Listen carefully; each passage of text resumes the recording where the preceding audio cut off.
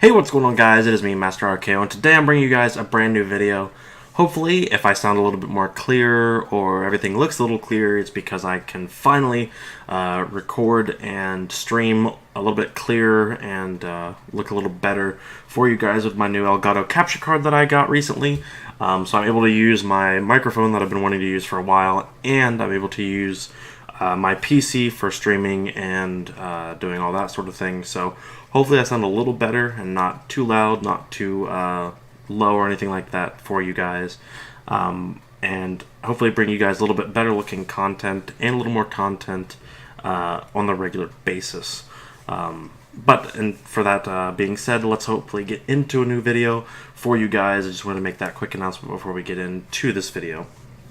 Today we're going to be going over the Nuketown update 2.0, I guess. That's going to be moving into the newest update for Xbox, and they've added in new things for the game, so we're going to be able to get into that real quick. And thanks to the ability to record the way that I am, I can at least show you guys things a little more clear and precise now, and we can kind of look a little better for you guys. So hopefully it doesn't look too weird or sound too weird. But we'll get right into this video. So, first and foremost, there's just a few things that have been coming up, and we're going to take a look at the Nuketown map here in a little bit. But for the first part, a few things have been added differently for the score streaks, as you'll be able to tell. Looks like some of them have just been had their points changed, so we'll go into get into those really quick.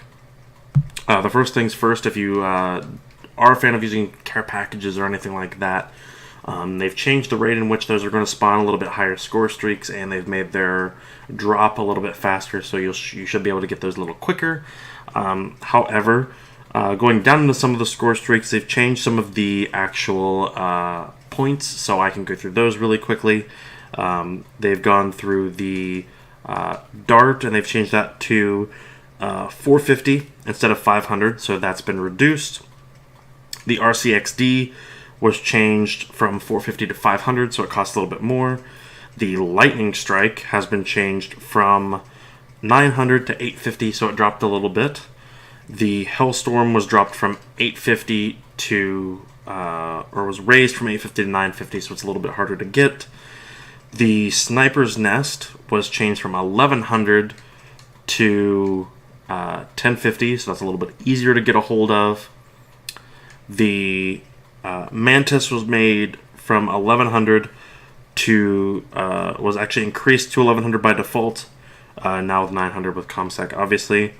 The Thresher was reduced from 1250 to 1200, so it's going to be a little easier to get. The big one, though, the Attack Chopper, was raised from 1200 to 1300, so you're going to need an extra 100 points to get that Attack Chopper. Basically what that's going to do, especially for league play coming up and for competitive matches, is with that being a huge difference, you're really just going to have to worry about getting that Attack Chopper, getting that score streak, and maybe go for something a little bit lower, maybe like a Sentry or a Hellstorm. Instead of going for that Attack Chopper, that's going to be a little bit harder to get a hold of, especially since in a game like this, where there's no super counter like a Blind Eye, that's going to be a little bit harder to get a hold of and make it easier to counter if players are going for it. And finally, the reduced score given for all score streaks goes from plus 25 to plus 10.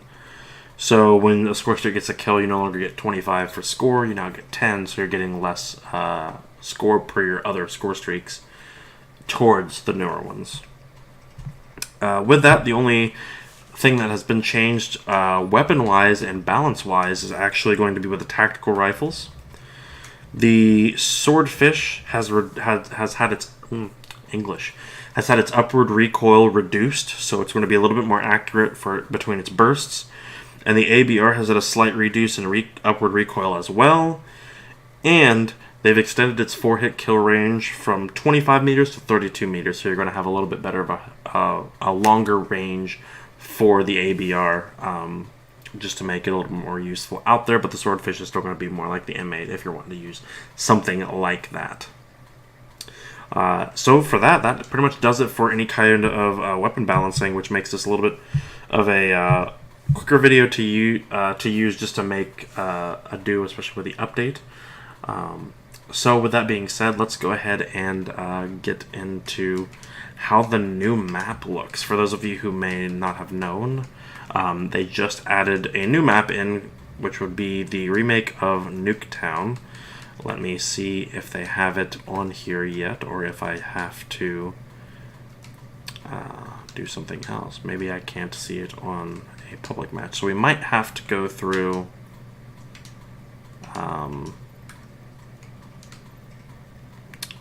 with doing public, because I actually don't see it on here. So we might just have to go through public match to take a look at it. But they did most recently add the Nuketown DLC. As you can see, they have a specific Nuketown all the time map. I'm pretty sure almost everybody has seen it, at least. However, they have hardpoint domination, TDM, and kill confirmed on there. So just super quick. Let's go ahead and hop in and take a look just what the map looks like. I personally have not played it yet, so we're going to take a small look at what the map looks like, and then the video will end. However, right now this is pretty much what it looks like. Fairly simple. You can see that it's very holiday themed. It's snow themed. Other than that, though, the view is the same. I think this will actually be kind of the first live gameplay that I've actually shown on this game. And it looks like we're going to end up being on a halftime, so that's cool. But we kind of saw how the map looked, and this will be actually the first live gameplay that I get to show on the channel.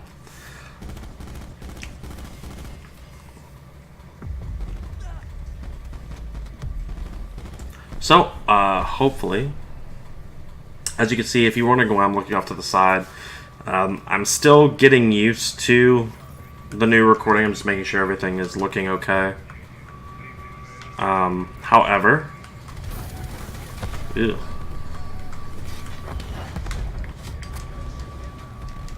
so far the map looks pretty cool. It's definitely laid out the same. And I'm going to look terrible because I don't have anything on my controller, because I was playing Fallout earlier.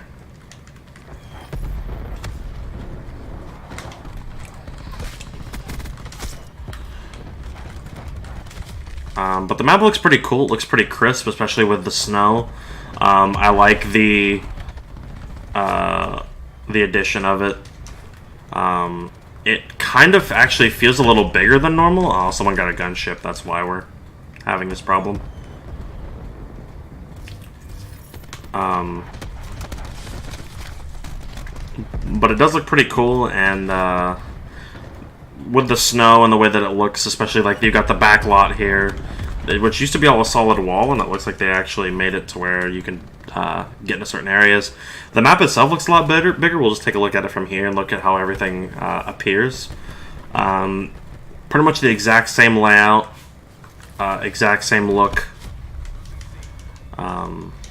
You just got the snow. Hey, we can finally take a look at this side. Instead of you got the Fallout bunker that's in there now. And you still have the 2 back spawns.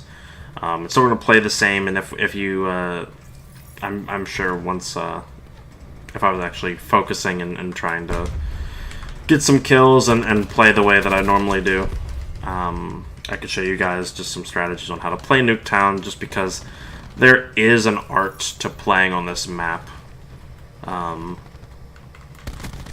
Even though a lot of people just see this map as everybody's running in, just a melee, a brouhaha. I don't even know what classes I have. There we go. But besides all the explosions and everything, the map looks pretty good. It looks like it plays fairly well. Looks like there's actually a lot less cover than most Nuketown maps. From what I can tell, there's a lot of just open space. It almost looks like they tried to widen it a little, I guess, if I was going to describe it in any way. But other than that, it's still the same old map. You're not gonna wall run or anything. This back area has definitely been made wider, probably just for the ability to move around the map. However, I think that's a good enough preview for this. We may play just a couple game modes here and there just to see what it's like. It's not going to be part of any type of, competitive game type. It's not going to be on League Play or anything like that. But that is Nuketown. That is the current update, and that is the end of this video. So hopefully it sounded good. Hopefully everything is enjoyed, especially with the way the new look is. And I'll definitely be going through and looking and making sure that nothing sounds too loud, and I can actually go through and kind of edit the way things look. I could talk to you guys now through the camera, so I can actually, get across what I'm feeling, I guess. And hopefully keep that going. I'm also streaming even more now over at twitch.tv. If you have been following me on Twitch, you may have noticed that the username has changed. I'm now twitch.tv/the solo player 1. THESOLOPLAYER 1. I changed that just because using the gamer tag as a Twitch thing got confusing, especially when trying to tell people who I am and where it is. And being a solo player was just kind of my kind of like an MO that I've lived by for a while. So just made it a little more easier to bring across for people and to relate. So that is the new Twitch handle if you haven't seen it in the comments or seen any updates. So if you want to follow me and see anything played live or anything like that, twitch.tv/the solo player 1. Otherwise, if you like this video, leave a like. If you want anything to be gone over in the League Play Academy, leave that in the comments or follow me over on Twitter at SoloRKO. And if you want to keep going and join the Academy and learn and play throughout this League Play season, click that subscribe button. As always, I'm Master RKO, and hopefully there will be a lot more next times to see you next time. Adios.